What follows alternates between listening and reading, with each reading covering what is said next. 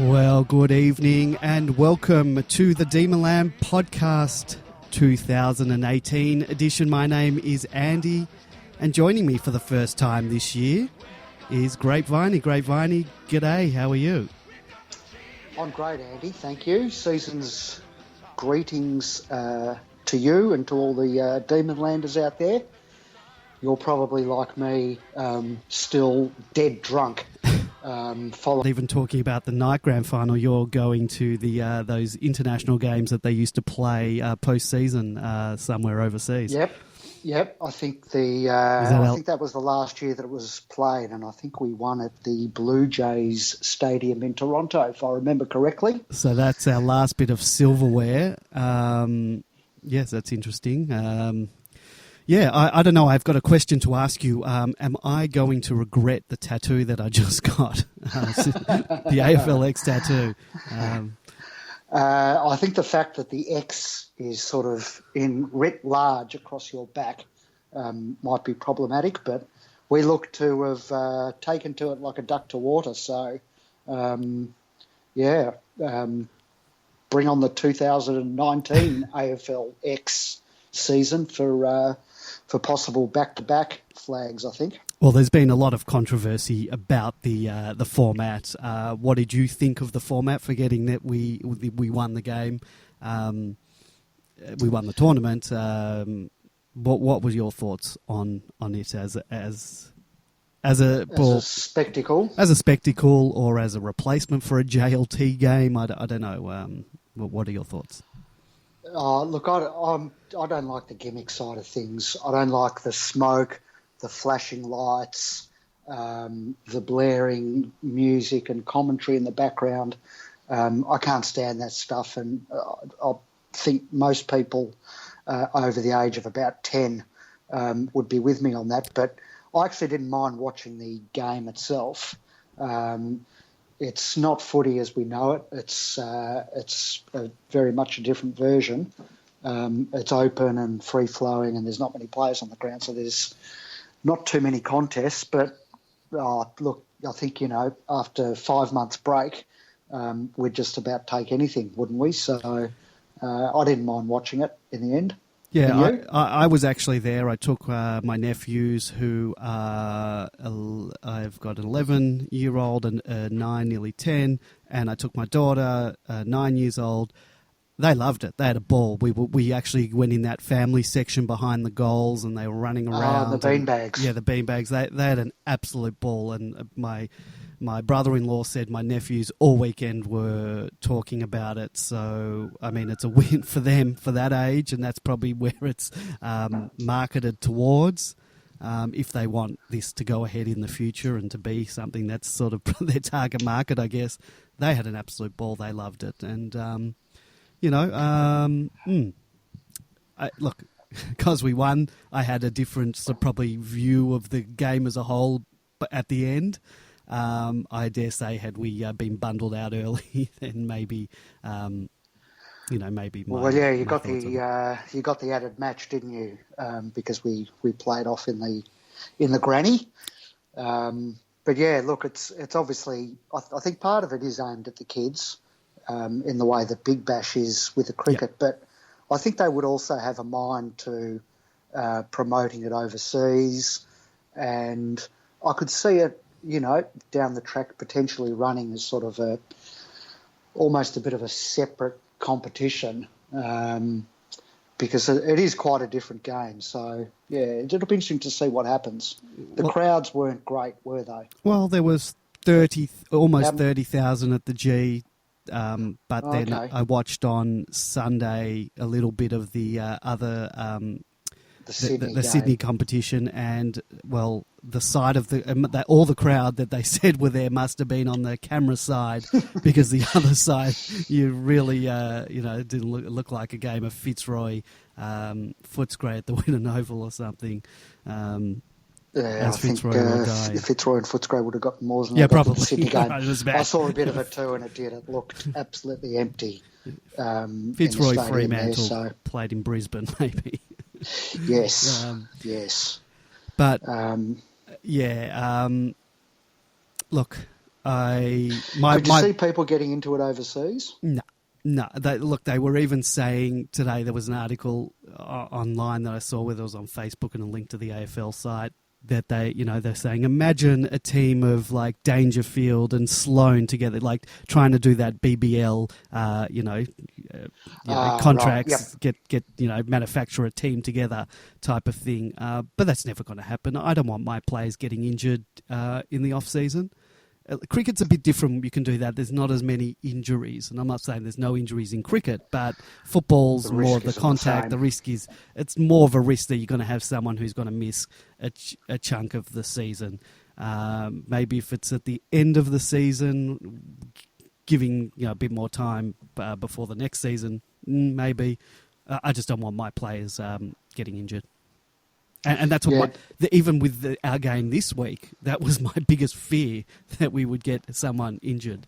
Well, I think that was the number one concern for everyone, probably. But you're right. Look, no one wants to give up their best players in case they go down. And then at the end of the season, of course, now with the Players Association and the contract and a set number of weeks off each year, there's only so much time added time that they can play a game like that. So I don't know whether it would work at the end of the season, given that they have to bargain over the pre-season too. So look, the AFL will probably persist with it. And I suppose replacing one JLT game with it is probably not the end of the world. Yeah, I mean, that's effectively what they've done. They've taken out one JLT game. We still get the two that are coming up that we'll talk about later in the program. But talking about... Were there any big injuries over the weekend? From other teams? Other teams? I don't think I focused on any of the other teams, so I don't even know. No, nor did I. But imagine if Petracca had even done a hamstring or be ropeable. Even a minor injury, let alone something major, and we'd all have a very different view of it. But then again, it can happen in the JLT. You have to play players in the JLT. We'll talk about that later when we discuss who should go in, because there's schools of thoughts, don't risk some players, and then there's the other people saying, no, you need these players playing so they're cherry ripe for round one and, go into round one, fit as a fiddle. And we'll talk about that a bit later. So, yeah, look, would probably be ropeable if Petracca did a hammy or whatever, an ankle, knee, but it can happen at training, it can happen in the JLT. Maybe we'll talk about a couple of the players that we did see in the AFLX, and it's different rules and different things. You can't really take much from it, but I might start. Were you surprised that we went into did you watch our 3 games? Yep. So were you surprised, out of all the games that were played, we pretty much had players that were playing that are in our best 25. There was no one playing, with the exception of Bailey Fritsch, who's coming into the team. Basically, our team was made up of players who are competing, are either in the team or just on the fringes. But any of those players that played could get a game, because we didn't play Baker, we didn't play Spargo. Yep. Dion Johnson didn't play. Were you surprised those 3 players didn't get any game time and we went for such a top-heavy team compared to... I didn't know some of the players playing for some of the other teams. Never even heard of them. No, that's right. Whereas we had, the likes of Tommy McDonald and... They're all recognisable names. And the track out there, of course, so... everyone, even from the Bug or Billy Stretch, Neil Bullen, other teams know these guys' names. It's not like, who are these guys playing? So we sort of went out there to win. We don't know the rationale behind the decision making, do we? Like, it might be a training load thing where they wanted to get a certain number of Ks into the legs of those players. Is there a possibility that it had something to do with sort of game plan and movement of the ball? I have no idea. So, I would have thought. I have no idea. I think they went out to win the thing. Yeah. Look, there were some interesting signs there. The main two for me just being the continued presence of Tommy Mack up forward, and it looks like that experiment is really going to work. I think. Yeah. He just looks like a forward, doesn't he? He can lead. He can take a mark. He can kick. He's kicking continued to be good. His kicking for goal is fantastic. He's got a funny style. I've said it before. I almost closed my eyes, but he kicks dead straight. We were saying it last year. His kicking in the field is when he's trying to hit a target isn't great sometimes, but as long as he's there leading, he takes marks on the lead. He takes marks, 1-on-1. He's going to be a dangerous guy to man up on, and then have Jesse Hogan that you've got to man someone up on. It's a two-pronged forward attack that's going to be hard to match up on. Yep. And I thought also continuing his good form from last season was the Milk. Yeah, he was great. He's got a super boot on him. On the run, around everywhere. He's deadly. So he's, if he gets the ball forward of centre, he's really dangerous. Can kick those long goals on the run. So I think it was a good idea playing him, and he would have gained more confidence on top of the great way that he finished last season, and he'll come into this year thinking, I've got my spot, I've secured my spot, and I think he's really set for a good year to continue where he left off. Yeah, 100%. I thought the glimpses we saw of all the other players, Brayshaw was as tough as ever. Some of his tackles were amazing. Track, whenever he got near the ball, is always so exciting. And, we're going to talk more about him, obviously, soon. Harms. He's got a decent spring on him. Track, taking on Priest, I think it was, from North. Yes, at the centre bounces and doing pretty well in them from a standing start. So I was holding my breath every time he jumped up because I'm always worried about that knee. And sort of unnecessary. I don't really want to win that centre bounce in the AFLX so badly that I want to risk a guy like CP5. Other players, Harmsy, I thought, was good in flashes. Tommy Bugg was good in flashes, except for his disposal at times was a bit wanting. But the guy can get the ball. It's interesting that Bugg, Harms, and Nibbler all played. I tend to think that the three of them will be competing for one, at most two spots, and I think it's very evenly poised. Bugg and the Nibbler are both very good at finding space in the forward 50. So when the player's got the ball at sort of 60 or 70, they just know how to find that little bit of room. As you say, Bugg's disposal lets him down on occasions, and we saw that again on the weekend. But he gets the ball. And when he had that purple patch and the D's had that purple patch, he was getting the ball. And look, Nibbler's very good defensively. Yep.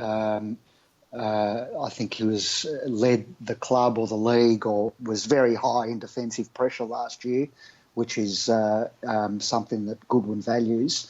And Harms brings, again, a bit of a different skill set. Good in the air, a good runner.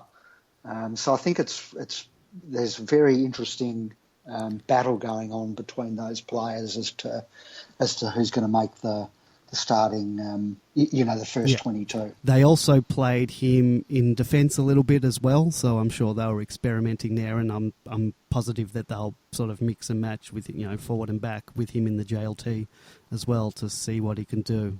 Maybe it's just to even improve his forward pressure by putting him in the back line. Who, Nibbler? Not Nibbler, Harms. Harms, yes. They played a bit in defence. Yes. But that's a good thing. It's a good thing to have players, fighting for spots. Yeah. Who'd your money be on out of those three? If you had to pick around one team now. I think Nibbler, but then I think about Harms. Was it against Brisbane or St Kilda? One of the games he kicked 3 goals in the first quarter. There's something he can be really explosive. He can be really explosive, and he sort of adds, I don't know, a bit of toughness. I don't know. Yeah, and he's got that jump which we saw that day against St Kilda. Yep. Filthy84 has just asked thoughts on Billy Stretch. Well, that's it. Yeah. Who's also he was out of the picture last year.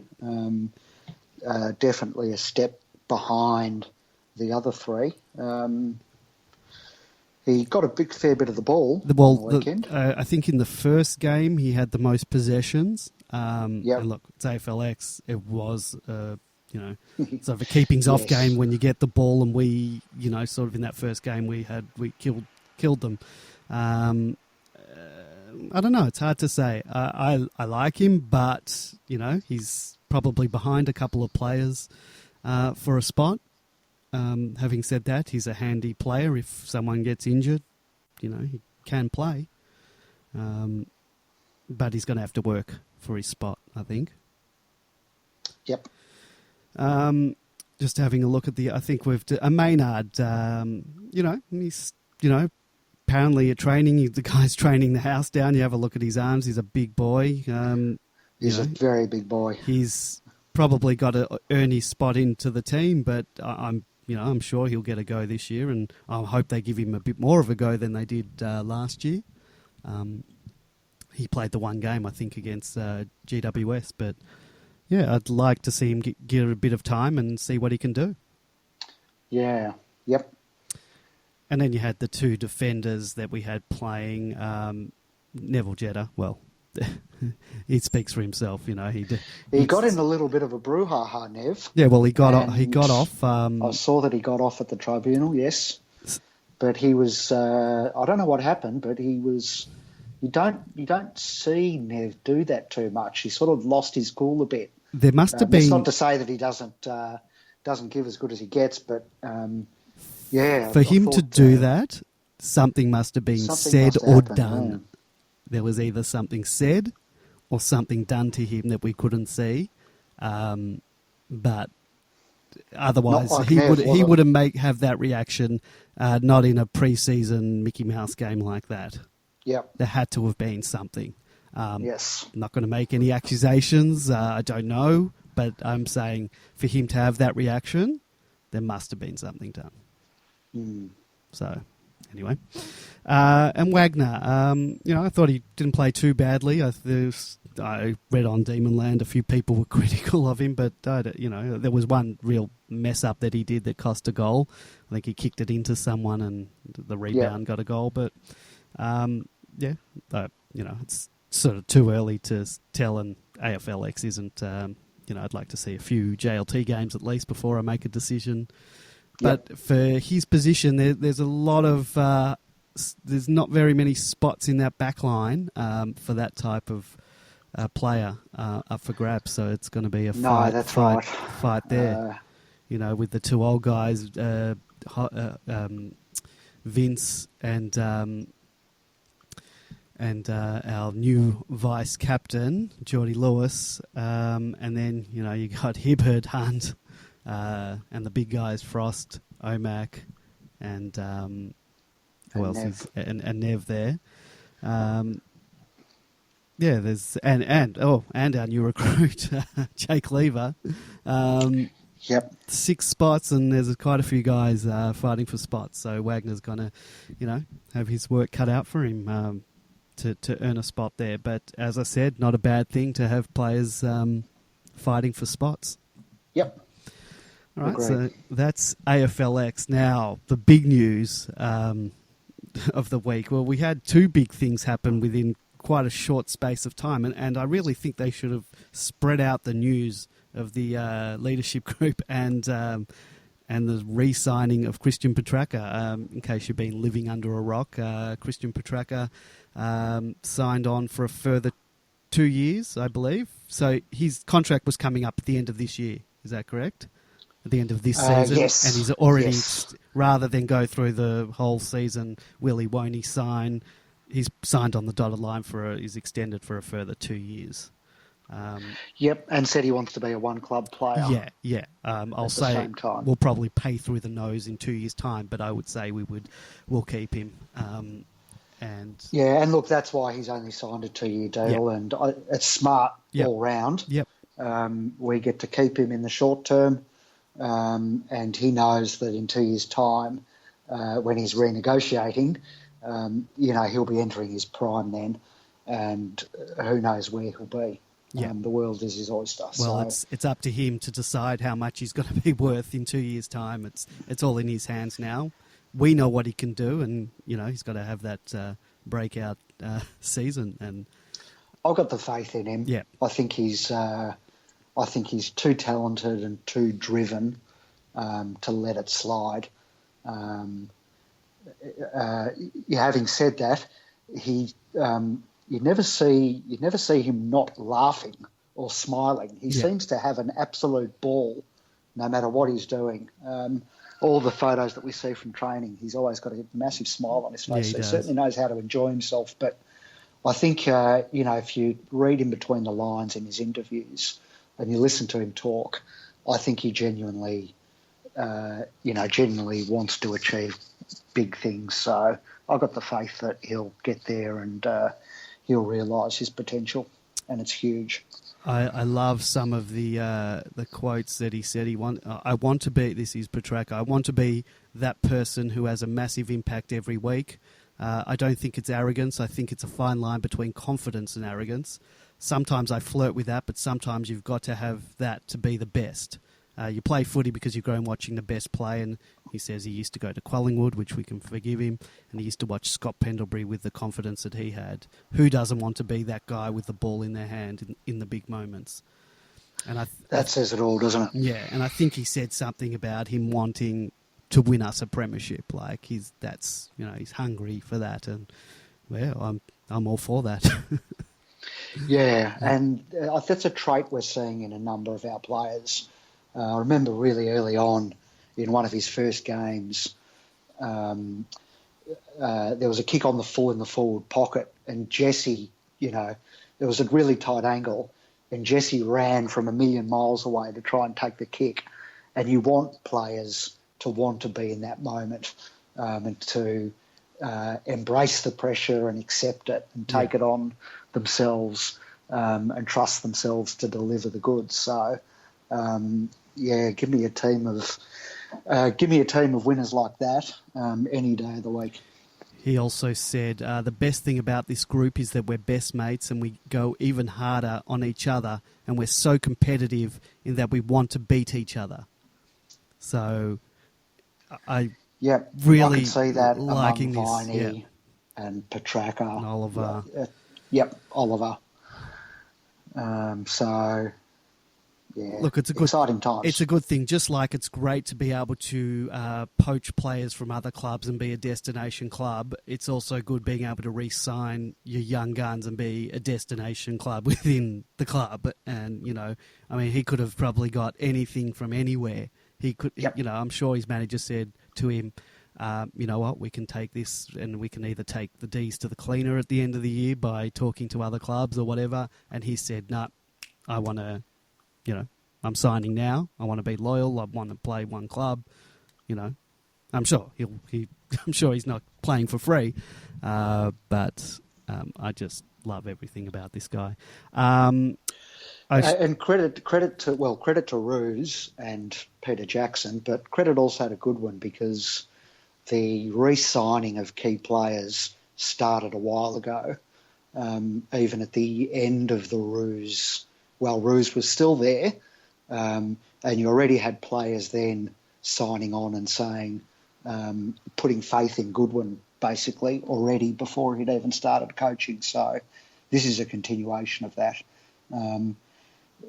There's been a lot of conjecture about Jesse, all of which was crap, I might add. But basically, we haven't had a re-signing issue for I don't know how long now. And it's incredible the turnaround when you consider that, a few years ago, basically everyone at the club would have wanted out. We were so low. So huge turnaround in a short amount of time. Now, we'll just mention, I should have brought it up at the start of the show, but if you would like to give us a call and discuss anything that, any of the topics we're talking about tonight, you don't have to, wait. Just give us a call, 039016 3666. That's 9016 3666, or Skype us on Demonland31. Give us your thoughts, AFLX, the re-signing of Christian Petracca, or the 2018 leadership group, which was announced yesterday as well. What did you think of that? The streamlining of the leadership group, kept the two captains, Nathan Jones and Jack Viney, and we have two vice captains, and that is it from the official leadership group, and that's Jordan Lewis and Maxi Gawn. What did you think of the streamlining of the leadership group? I like it. I like a smaller group. I think if you've got too many, then I think you're almost excusing players to not take it so seriously.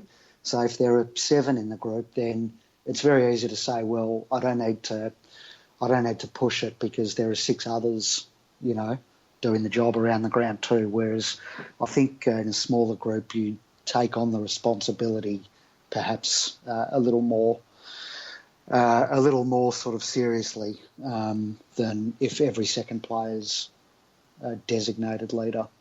The fact is, and it's been pointed out on the forum by plenty of posters, you have players who lead regardless of whether they have the official title or not, and Nev is one of those. So I'm happy. 4 is fine with me. Yeah, I'd even be happy with 2. Just the 2 co-captains, or Jonesy captain and Jack vice. But if you're going to have a group, then 4 is fine with me. Yeah, 4 with 4 premierships between them. I think that's yes, that's a great stat. Yeah, I like it. What have we had in the past? 8 or 6 or 8 over the years. I read somewhere that Carlton has 10 or something, which is just ludicrous. Yeah, I'm happy. Look, there's plenty of leaders out there on the field. Vince is a leader, Jed is a leader. There's lots of guys, and there'll be guys that'll step up as they get more games under their belt as well. Yep. So yeah, I was happy with that, and it's a good move. Do you reckon that's come from the coach? You reckon that's the coach's decision?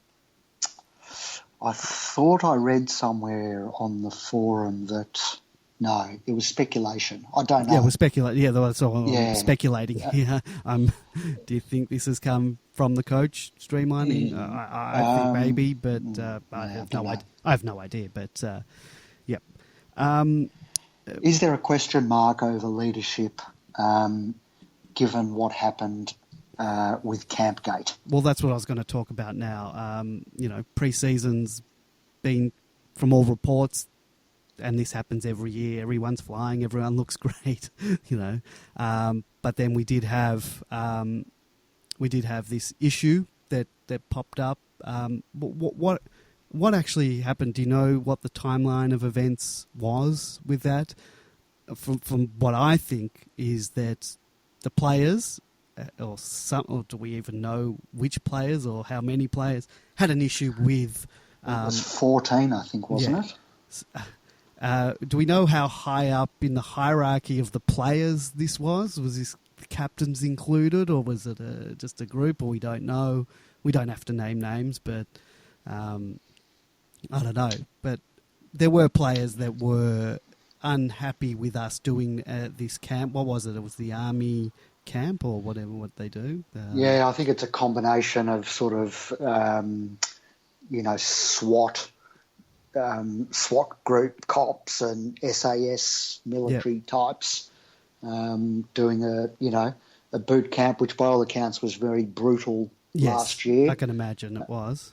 Um, But I think one of some of the concerns that they have were quite valid. I think one of the concerns was, and not the injuries necessarily that happened, because I guess that can happen anywhere. But there were and issues. Players need to learn how to carry bricks properly. Yeah, well, because you never know when you're going to need to do that in a final. Well, I don't think that's necessarily a football skill. It's more toughening up or whatever. But their players, I think one of the things was that they were concerned that they would lose conditioning because they were all on diet, special diets for muscle mass or whatever. And after that, they had lost a lot of, whether weight or muscle or whatever, their body conditioning. There were issues like that they were, not that they were malnourished, but they didn't get enough food in them. And I guess that's part of the whole training. And so there were legitimate concerns when you're building your body up, and you can have a look by looking at Jesse's body and Maxie's body. You build yourself up, or you do whatever you've got to do, and then you go on this camp and you've put yourself back. I think they're legitimate concerns. I'd be staggered, though. I read that too, but I'd be staggered if the conditioning people, and this is Dave Misson and probably the medicos as well, I'd be staggered that they signed off on a camp last year that didn't take into account those factors that you talk about. And I'd be even more staggered if they did that last year and hadn't tweaked it sufficiently to satisfy the players that it wasn't going to be a problem this year. Well, I think either it's not true, or as I say, it reeks of lack of professionalism from those who should know that kind of stuff inside out, if that's the case. I don't know what the case is. I don't know enough information. I'm just going on basically what we've heard, which is all probably hearsay, and who knows whether it's just rumour or whatever. But one of the things I did hear was that was the players' concern, and as a result, when the players brought that to the club agreed that they would tweak things so that they, and I'm sure I read that somewhere officially, not just on Demonland. I'm sure I read that in the news that was one of the. Not saying the news gets everything right, but that the club was tweaking things and was going to make sure that there was enough food and whatever, and that was all taken care of. But then, and the thing that sort of pissed me off about the whole thing was that for whatever reason they couldn't come to an agreement, and then the players went around the club and went to the AFL and then it came. I'm not sure that it happened that way. The AFLPA involvement may well have come about, not because the players and coaches couldn't resolve it, but it might have been that whoever the delegate is among the players to the AFLPA may have just rung to check where they stand. Yeah. And then the AFLPA might have leaked it even and been the source of the story, and hence their involvement in it, and that might be just them big noting themselves. But I don't necessarily believe that there was a standoff between the club and the players which had to be resolved by the AFLPA. I don't necessarily know that it was that serious. And it probably wasn't, but the way it came off looking to the wider AFL community was that our players are sooks, and maybe that's what sort of got me a bit upset about the whole thing, that we're looked at as weak, and I'm sure that this will be brought up for reasons we don't succeed. If something happens, we don't make finals, it'll be, you guys are soft, and I don't know. Maybe that's just perception. But look, as a PR exercise, it was a disaster. Yeah. It looked terrible, the optics of it all. And, as I say, the big question mark for me is that there was some disagreement or lack of trust on the part of some players in what the coaches or perhaps the conditioning staff had signed off on. So it's not great. And that's not to play it up or suggest that there's rifts at the club, but I just would have thought everyone would be on the same page about that kind of thing, rather than the players dictating to the coaches what's best. Yeah, it didn't look good, and maybe we don't have all the facts. But yeah, as you said, from a PR perspective, it was terrible, and hopefully we've seen the back of it, and hopefully it doesn't bite us in the bum later on. But yeah, I think we've got to move on from that. So JLT, we're coming up to our first proper hit out this week, and from what I've read, apparently the conditions in Hobart aren't going to be too welcoming. I believe it's forecast for rain, wind, sleet, snow. It's. I don't know. What do you do? What type of? Well, Bowl reports from what Simon Goodwin said this morning, we'll be doing what we've done in previous years, which is field a strong side and give it our best crack. They won't risk anyone, but I think he'd like to come as close as possible to sending out the team that he'd want to put out in round one against the Cats. So who do we know is not going to play? Viney, obviously. Goodwin did come out today and say that he's extremely good chance to play round one, possibly even JLT 2, which was a bit of a surprise. I thought he was still a little bit away, but...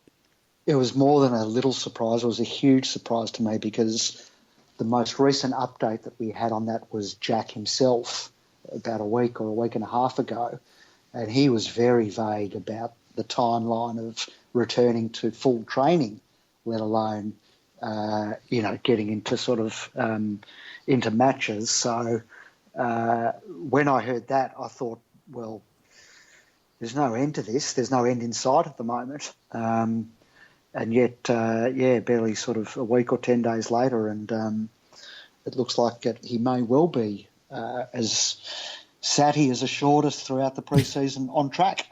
Well, I didn't believe it, but it might be happening. Whispering Jack went down to the open training that they had on Saturday out at Casey, and he said he was training really, really well, like running really well, turning, doing everything, kicking, just looked like he was ready, and by all reports today, he took part in a half-ground match simulation and looked in good nick.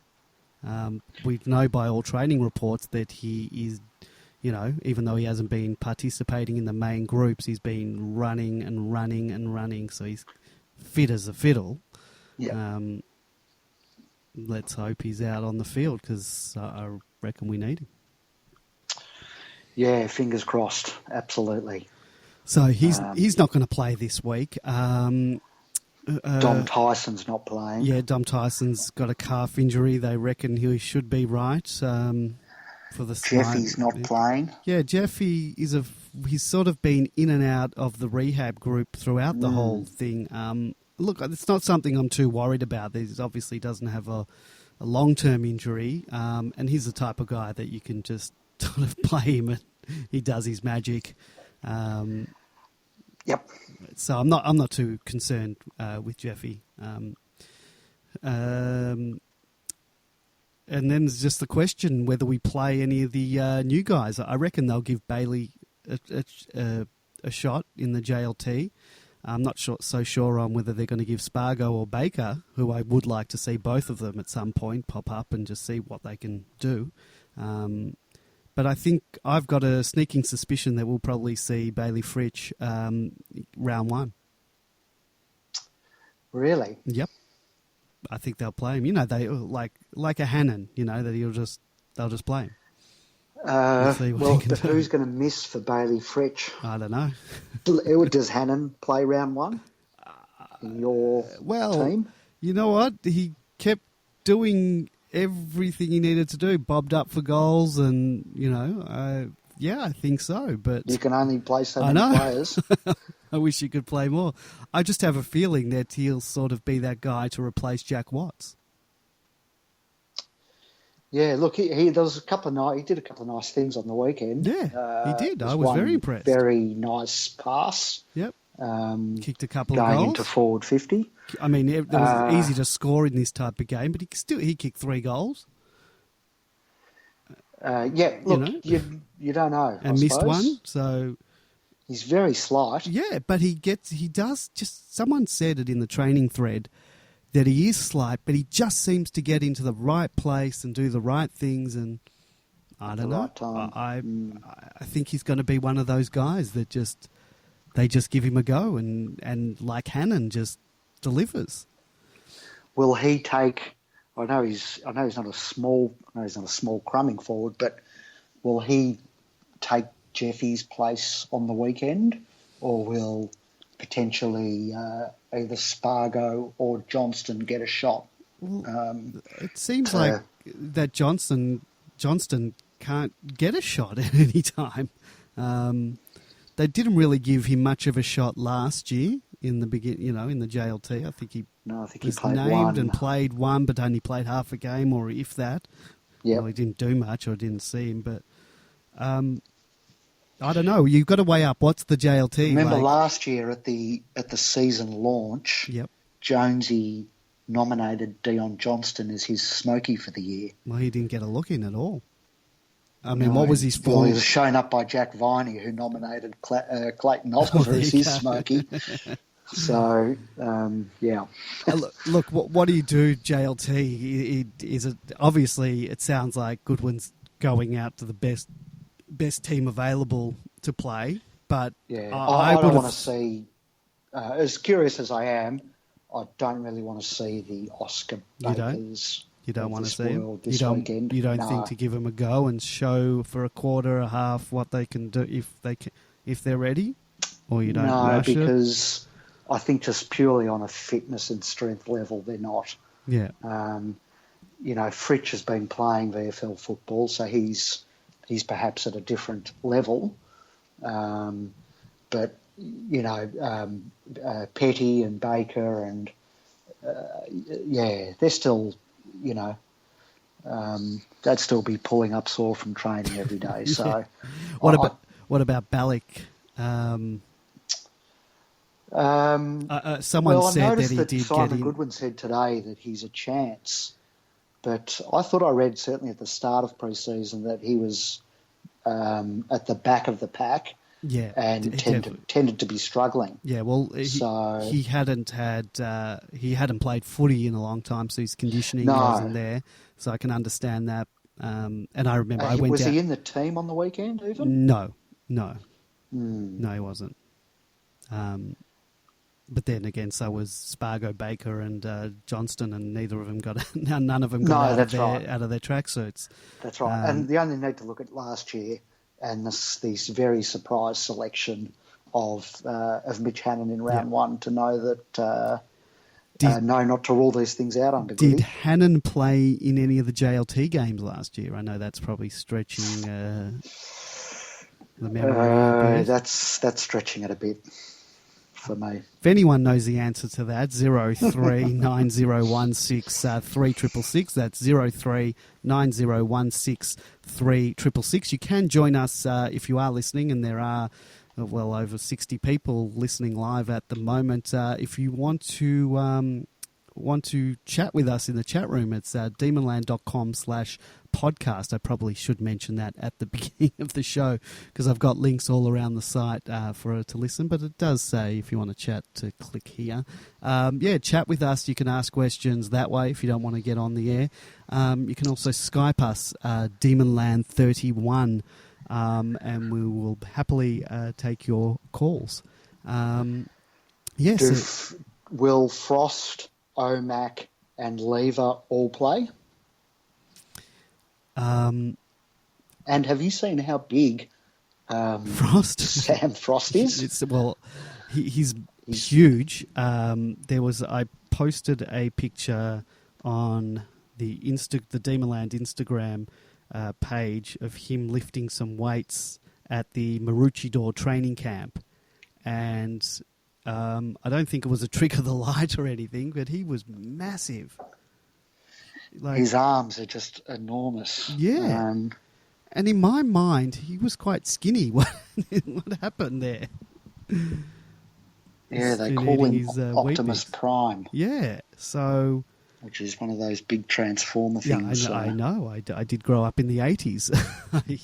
I remember that. I thought Optimus Prime was someone new. No, Optimus Prime. You remember the Transformers, Robots in Disguise? Was he actually a Transformer? Yes. I was using that... okay, there you go. And Bin Man in the chat room has said yes is the short answer, but I can't remember the question.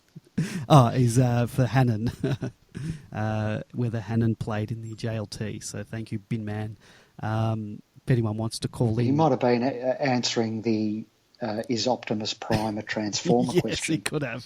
I'm going to take... Bin Man, just clarify for us, will you please? Yes, we need to know. 0390163666. That'll get you...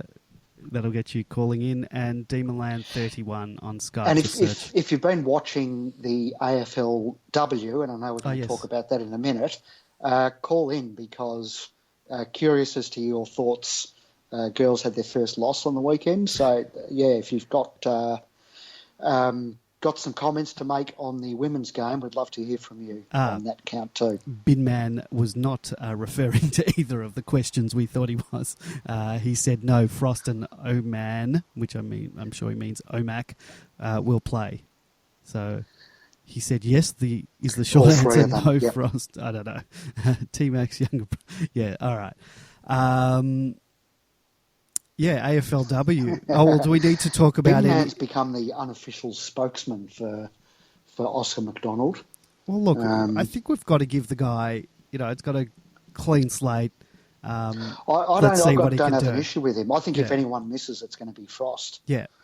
It won't be Oscar. Yeah, I think we've got the guy's still developing. He's young. The coaches obviously made a decision last year that they were just going to play him regardless. And they made that decision the year before, I think, Evan. So. And let's, maybe with the injection of Lever into the team, as a sort of a third man up, will assist him. He's going to get bigger and stronger. Let's give him a go. Got to give him a chance to show what he can do. There's no doubt that the addition of Lever will help everyone. Yeah. It becomes, as we said before, a real battle for spots in that back line, given that Lever, certainly going to play. Hibbard, Jetta. Is Hunt still going to be on a back flank? Yeah. Lewis has been training back there. Yep. Well, so has Vince. Well, the question is what's going to happen with Vince, because he's been training in the back line. I think he should go forward, but that doesn't look like it's going to... I've been saying it all last year, but it doesn't look like that's happening. And then you got Jones, who, as our midfield sort of evolves, you're going to find Jones sort of playing on the periphery, maybe off a half back, maybe half forward, but less probably so in the middle. Where does Vince go? What happened? Unleash Hell has asked, has there been talk of Nathan Jones playing back? I think just conjecture from the supporters. I don't know. Where do you see Jones playing this year? Still in the middle, mainly. Yep. But look, we're expecting Petracca to spend more time in the middle, and we effectively, fingers crossed, get a new midfielder basically in Brayshaw. So, it's selection going into round one. Fingers crossed everyone remains fit. Is going to be really interesting. There is genuine competition for spots. Bin Man has said regarding Omac that he's a lock, not because the coach has made a decision to play him, whatever. He's earned his spot. By the by, I see on Demonland that his birthday is coming up. For some perspective, he turns 22, and exactly right. Got to let the guy develop, and When he said, by the way, I see that his birthday's coming up, I thought Bin Man was going to ask us to throw some sort of party for Oscar. So, yep. No, look, he's... yeah, I don't disagree with any of that. So you are in favour of us throwing a party for Absolutely. Okay. Maybe we can go bowling or something. Yeah, maybe. When is his birthday? If it's on a Wednesday night, maybe we can do a live birthday podcast and get over. Yes, March 18th. What's March 18th? What day of the week is that? Well, that's a few days before round one, isn't it? Yeah, well, 25th is it's a Sunday, so maybe we can go bowling after all with him. Great. Let's get it organised. Oscar Mac bowling party. Sounds good. Before we go on to the AFLW, is there anyone else who is going to miss? Oh, one guy we can talk about is for position, Cam Peterson. Where's he this year? Training the house down, looks in good nick, very fit. Where is there a position for him? Not in my team, no. Not even given the form that he showed last year. He's a bit of a cult favourite. No, because I hope Goody's not picking on cult favourite status. Well, no one should be picked on cult favourite status or anything. But we were saying, remember at the beginning of the year he wasn't getting a game, and then when he came in and showed his form, and he mainly came in because Maxi got injured. But everyone was saying, why wasn't he in at the beginning of the year? Are we going to have another case of why wasn't he in the beginning of the year if we don't pick him? Well, we might, but that doesn't mean that he should be in at the beginning of the year. Someone made a good point probably a week ago around this, and that is that Peterson has probably performed at his best when he's been the main man. So when he had to take... And look, either he had Jack to relieve him occasionally, but he was the main ruckman or he was the main target in the forward line. Yeah, with Jesse out as well. That's when he, seemed to play at his best.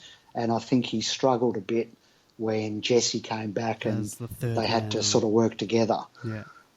So, look, I love him as much as anyone else does, and he had a great year for us last year, and played some really good footy when we needed him to the most. But I can't see them playing Hogan, McDonald and Peterson in the forward line. And even if Goody does go with the three talls, I suspect he might do what he did last year, and that's try Wiedemann up first. So I can't see Peterson getting a game unless there's a mysterious case of poor form or someone gets injured. You mentioned, I like the guy, but again, you can't have everyone in the team. With Jesse's, this is no injuries. It's Jesse and T-Mac as the big forwards. Is there room for a third big forward? I don't think so. No, because obviously we've seen Petracca play tall. Yeah. So yeah, no, and I can't see it all. I don't know.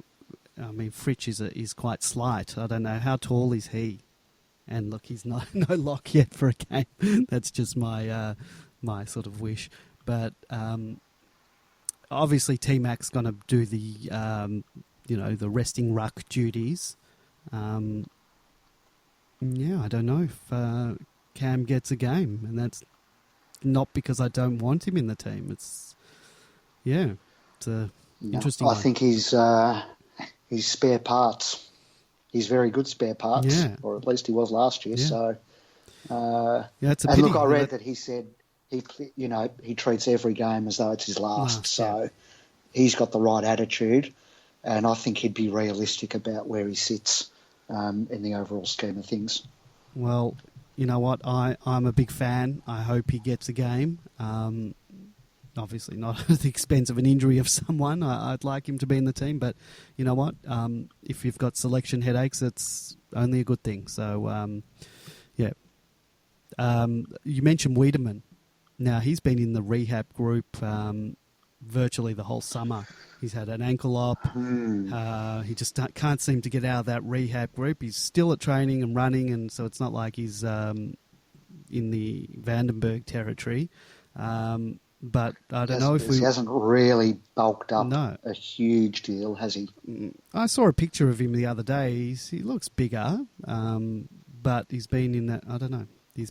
I'm talking about whether he's going to get a game or not this early on this year, and it doesn't. Well, look no. like If he's been in the rehab group, then that doesn't bode well. Yeah. So we'll see. Probably see him maybe later in the year then. And I mentioned that it'd be good to see him and to see to answer Unleash Hell's question, which is what are our expectations for Wiedemann. If he does get a game, you'd hope to see some signs of progress because he looked a bit lost last year. Yeah, well, I remember early on in the year I just said as soon as he can start taking those marks, then we'll have a play. But he just didn't take them. He looked better at the end of 16 than he did throughout 17. Yeah. So anyway, like Oscar, but even more so, he's very young. So I'm not, plenty of time. But I know some people are panicking about him, which I think is a bit unfair. Time's still on his side. Very much so. Yeah, in 2 years' time, if he's still struggling, then that's a worry. We mentioned I mentioned Vandenberg. It's a bit of a pity that he's had further setbacks. Really, unless he can sort that out come the end of the year, I don't think he'll be at the club anymore.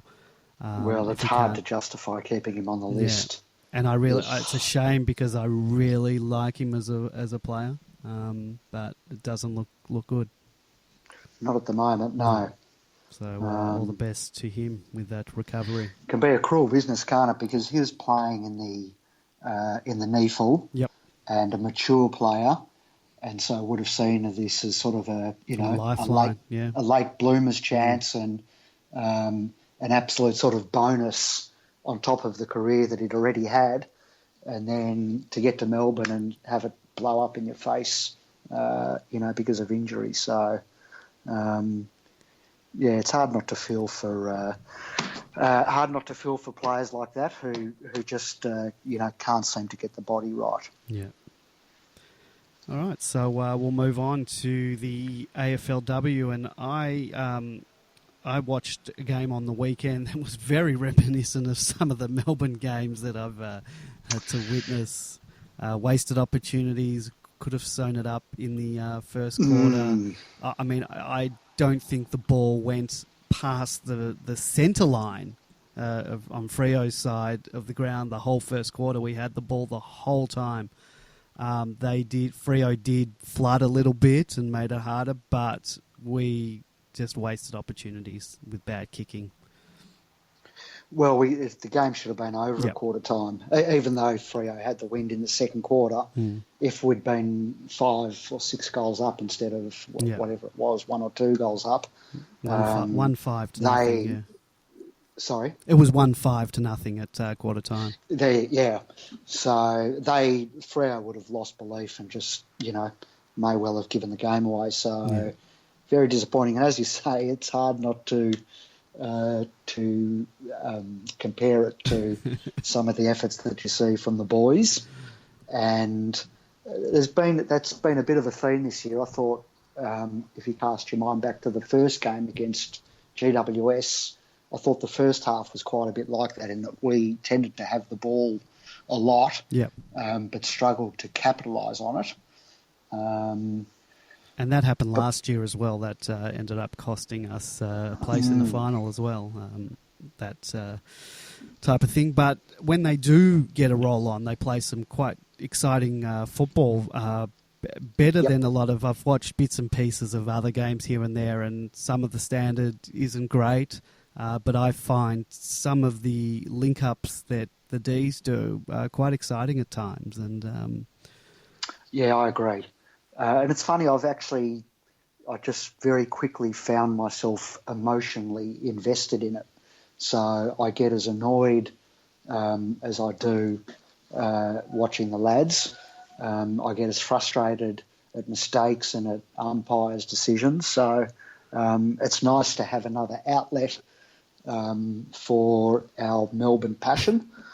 Are you like that? Are you sort of, Well, are you watching the games and caring? The first two games they played just weren't on at good time, so I only saw bits and pieces and score updates here and there. But I watched quite a large chunk of the game on Sunday and was actually upset, like I'm upset when the men have a loss. So a big tick to the girls from the AFLW to be able to evoke that in me, because no other sport, nothing else in my life gets me up, when, I can most things, I watch an Aussie cricket game, they lose, I can brush it off in a second. I don't really follow other sports, and if I do, I don't get such invested if they lose. If I'm watching the Storm or whatever and they lose, I don't care really. But I actually cared to the point where I was a little bit angry. I mean, I didn't kick anything like I might when the men lose, but I was upset. So big tick to them for evoking that response in me. Yeah, and that's the best commercial you can get for something that if it made me want to kick something, then they did their job. Yep. Yeah. Yeah. But look, you've got to give the AFLW time. I read a little bit online. Just even the comments on, the AFL might post something about the women's league, and there's a lot of, and it's obviously a lot of men absolutely trashing the concept of the women's game. And, whether if you don't like it, don't watch. But some of the comments about it, and maybe that's just social media where people will just say anything, No, I see at the coffee shop I go to in the morning, there's a guy I speak to, a Collingwood supporter there, who's not your normal Collingwood supporter. He's a bit more... He has teeth. Okay. And an education. And he's he's kind of a progressive guy. Yeah. But he just unleashed on it in the way that you said, and thinks it's an outrage that women want to play the same sport that men are playing, and that they've got netball and their own sports already.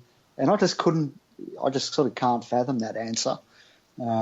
As you say, if you're not interested in it or you don't like it, then don't watch it. But plenty of people do, including plenty of blokes. So, yeah, I don't know why people wouldn't support it, even in a general sense, even if you're not interested in it. It's another Melbourne team. They're wearing our colours. So, yeah, I mean, we used to want the under-19s to win and the reserves to win. We want Casey to win. I got upset if our Little League team didn't win. So, give me... Maybe they should bring back the McClellan Trophy. Yes. What was it? That was like they did the aggregate of all the... it was weighted. Yeah, so how was it? Do you remember? Most weighting. Do you remember what the actual weighting was? No, I don't. But certainly during the 80s, when we were down near the bottom, the reserves and the under-19s used to artificially inflate us on the McClellan Trophy ladder. And so if they had the AFLX and the AFLW in there as well, then we might get a similar sort of boost. So... bring it back, I say. Yeah, I would like it. I think I've clicked on the right thing. The McClellan Trophy is an Australian rules football trophy which has been awarded each year since 1991. That doesn't sound right. It sounds like they changed it in 91. It's now given to the team that finishes first on the ladder. Well, what's that? Yeah. So that's just like the what do they call it when the top team wins? what's that called? Well, the trophy's the McClellan Trophy, but it's when you win after the home and away. What's that? The minor premiers. Minor premiers. Yep. So that's what it's awarded as. Yes. Between 1950 and 1990, it was awarded to the club that performed the best across 3 levels of competition: seniors, reserves, and under 19. Does it give how it was? Don't think it tells us how it was. The criteria of winning. It doesn't. All Grey, what did we win? We won 4 times. When do you think our most recent win of it was? Well, I remember watching us play finals in all 3 grades it must have been the late 80s or early 90s. 1990. We've won it 4 times, and the most recent was 1990. Don't you remember going to the footy like first thing in the morning and watching 3 Melbourne games in a row? So they were the years, because we were obviously doing well in all 3 grades. Yeah. And even in those before 87, it was our reserves and under 19 sort of giving us a chance. But just going back to the AFLW, did you see the goal that Alicia Newman kicked? Yes, in round round 2 weeks against ago, Adelaide? Yeah, it was fantastic. That was an absolute belter. For anyone that didn't see it, she got the ball probably between wing and half forward. She's an absolute speedster, former athletics participant and champion. Absolutely sprinted her way down the ground, left a few opponents in her wake, and then bananaed through the goal from the wrong side. So the ball was spinning away from the goal in terms of where she kicked it. So somehow it made its way through, and it was an absolute cracker of a goal. And she's an absolute speedster. It'd be good to see her race against Jaden Hunt and see who comes in fastest. That sounds like something we could probably organise. But there was also this week. Maybe we'll do it at Oscar's birthday party out in the car park. There was, if anyone wants to see that goal, go to the Demonland Facebook page, and we posted it last week. You probably just have to scroll down. There was another great link-up goal this round. I think Daisy Pearce kicked it to Rocky Cranston, who kicked it to Newman, who scored on the goal line this week. You're right. There's been plenty of exciting passages of play and good link-up, and quite a few good goals kicked. Mel Hickey kicked a good one in round 1 too, from quite a distance out. So. Passages of exciting play and some really exciting talent. Tegan Cunningham's been a good addition. Is she the full forward? She's the full forward. She's tall. She's quite tall. Well, I looked up before, and she's only 186 centimetres. She looks. Maybe it's just because she looks like she's shorter. Max Gawn size. Doesn't she? Yeah, that's what I thought. Because in comparison to the other players, she is. Does have that height difference. So, but she just sort of towers. She just towers over her opponents. Got caught behind a couple of times. Yeah, she gave away a few free kicks as well. Which is but generally that doesn't trouble her because her reach is so great that she can sort of pluck it from anywhere. So she'll just get better and better as she gets more familiar with the game. Well, Gary Lyon said that Karen Paxman is probably one of the best naturals in the game at the moment. And when you watch her play, she's obviously been playing for a long time, but just a real natural at the game. She was quiet on the weekend though, wasn't she? Yeah. But in the first 2 games, she was close to BOG for us. And agree with Gary, she looks a natural, gets a lot of the footy, and just looks like a footballer. And I think arguably she is better than Daisy. Although I've seen Daisy's very good in the air. She gets a lot of possessions as well. And they were tagging her on the weekend. Yep. There was a girl that was basically just holding her jumper the whole time. She was heavily tagged.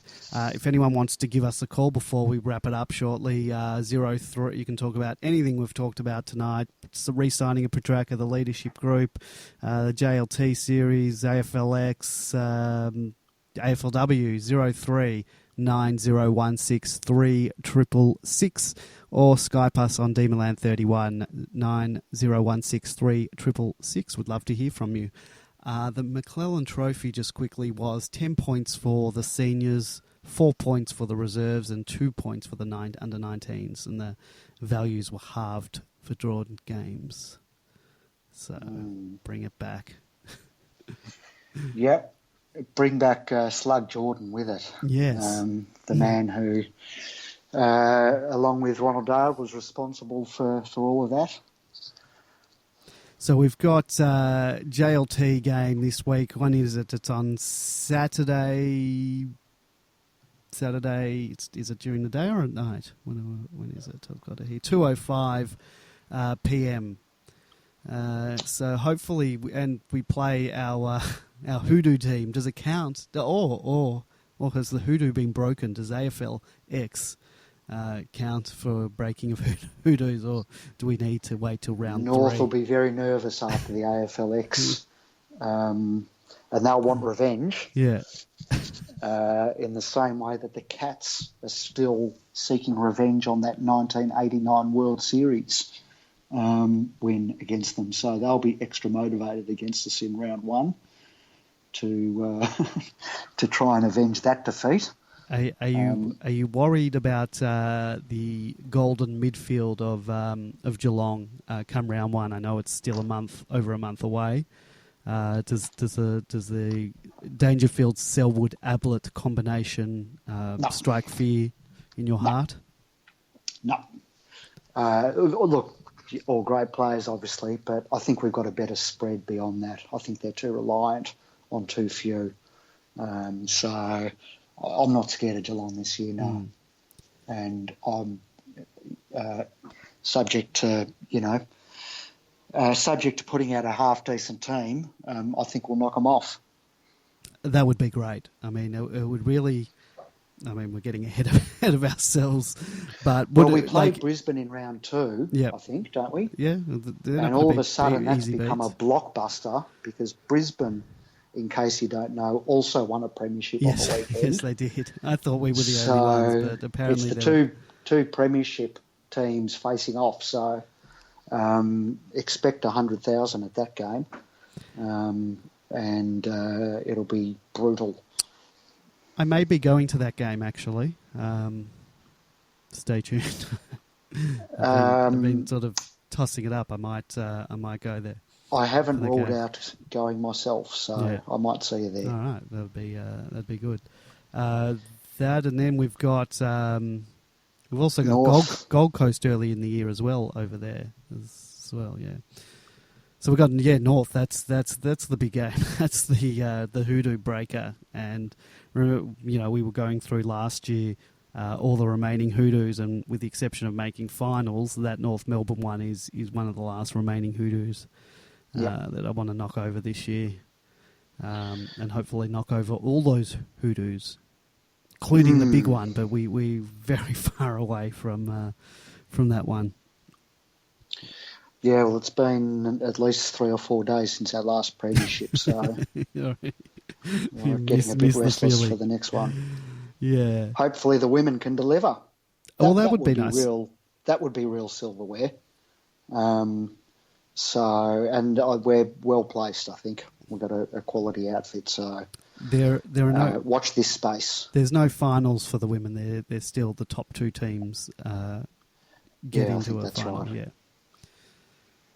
Yeah, well, I think they're playing Collingwood this week up in Alice Springs, so good luck to the girls. And I believe they've been staying. They played in Perth and have stayed in Perth for a few days and have gone over to the Alice Springs today, which is probably a smart move on their part.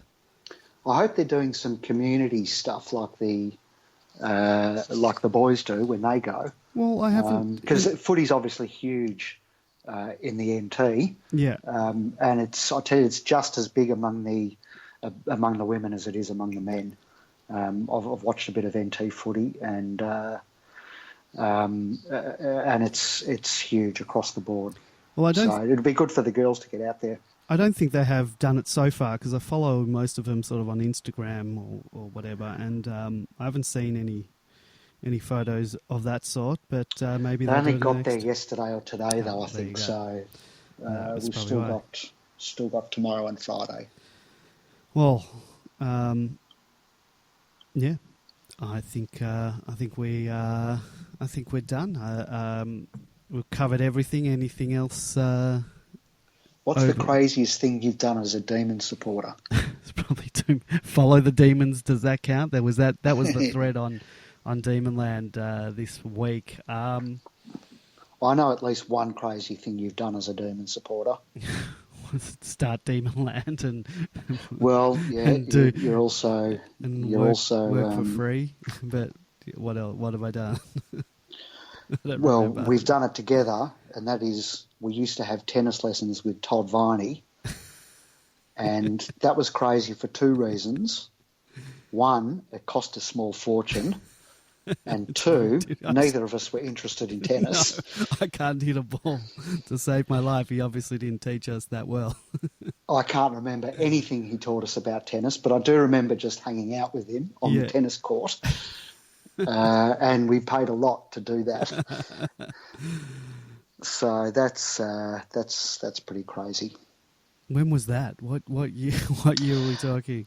It was 1991. Wow. Because I remember him lecturing us about, and neither of us were, we were still teenagers, but he was lecturing us about drink driving because Darren Mullane had just died in the car crash. And I remember him telling us, boys, you don't ever do that, and it's very bad. So I was, and that was in 1991. I was 14 or 15 at the time. Yeah. Wow. But I remember he, because he just advertised in what was then the club newspaper, and his home phone number was in there. And I remember ringing for the first time, and I was so nervous. Oh, so you rang? You didn't even get your parents to ring? No, I did it. And I was so nervous to talk to him. But can you imagine, I mean, the equivalent would be Jack Viney having his mobile number in the, in the club magazine these days. Yeah. So it was a different era, that's for sure. But it's a different. You could pay to hang out with your favourite player. That wouldn't happen today. It's a different time. That wouldn't happen today. No, I mean you can still pay to hang out with the players. Yeah, but I'm sure. You've got to do it in along with 5,000 other people at the season launch and things like that. So I will mention. I wasn't asked to mention it, but I noticed that the cheer squad have and I'm just going to try and bring it up. The Demon Army season launch is tomorrow night. They're having a dinner at the Richmond Sporting Globe. I'm just bringing up the information now. Special guest, Max Gawn. It's tomorrow night, Thursday, 22nd of February. So if you're listening to this broadcast and it's past that date, then you've missed it. From 6:30 p.m. at the function room at the Sporting Globe in Richmond. It's $30 per person, which includes a main meal, drinks at bar prices, and bring some change for their raffle. You can book on trybooking.com/UEUO. That's trybooking.com UEUO. Inquiries, Ryan. I guess I can give his. Well, it's actually not a complete mobile number because it's missing one number that they've put on here, so I won't even give it out.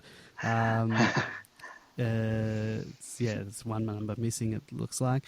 But also Russell Robertson he's going to be the MC for the night. He'll be chatting with John Trotter, who's a board member at the club, the club's direction in 2018.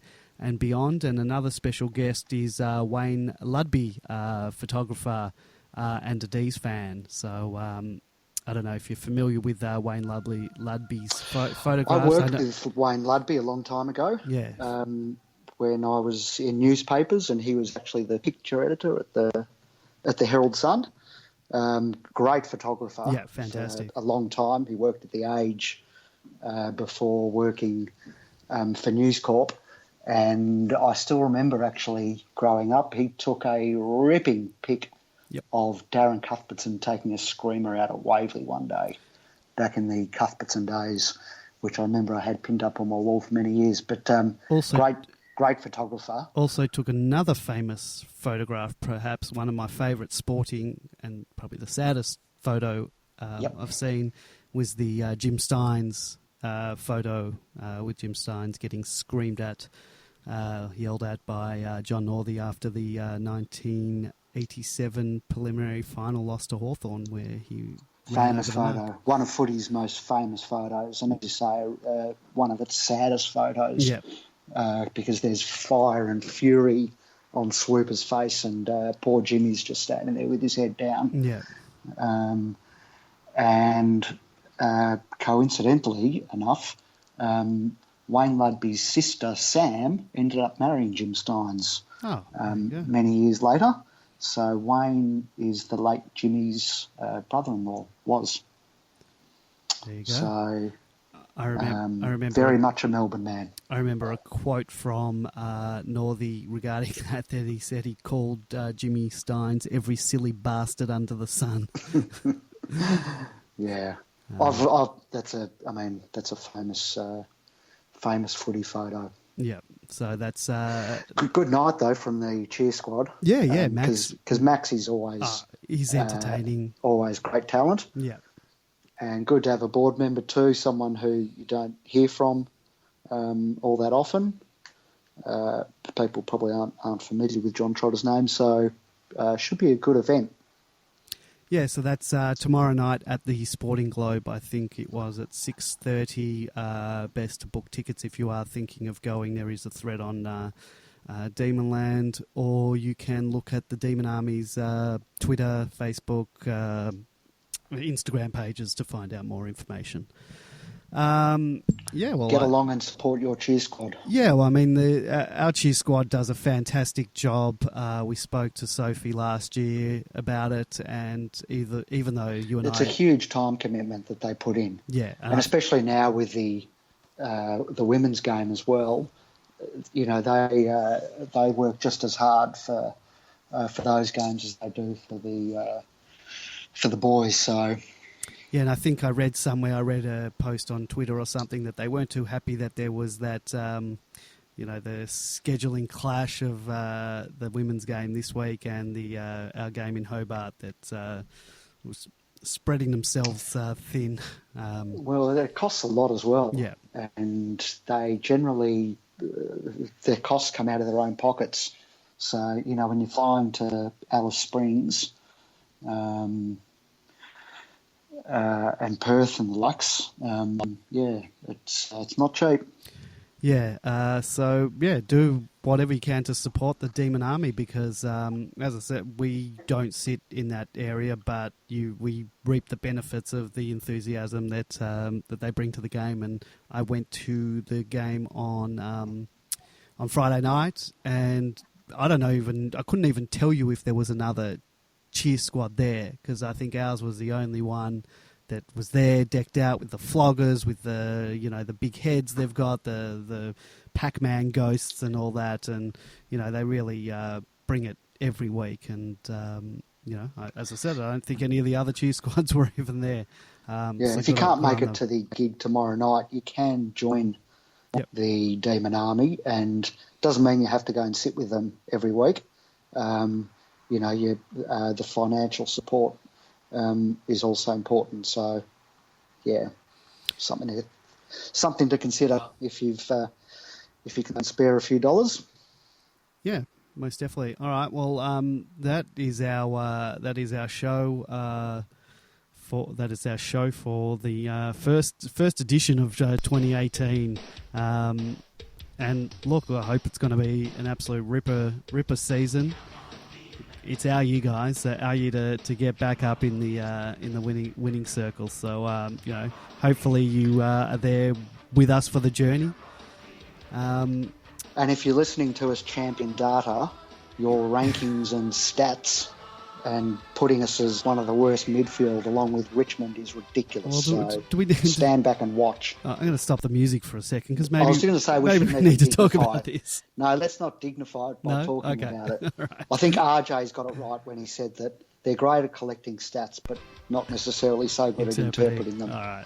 If anyone doesn't know what we're talking about, there is a thread on Demonland talking about our below average midfield and the stats that solidify that fact.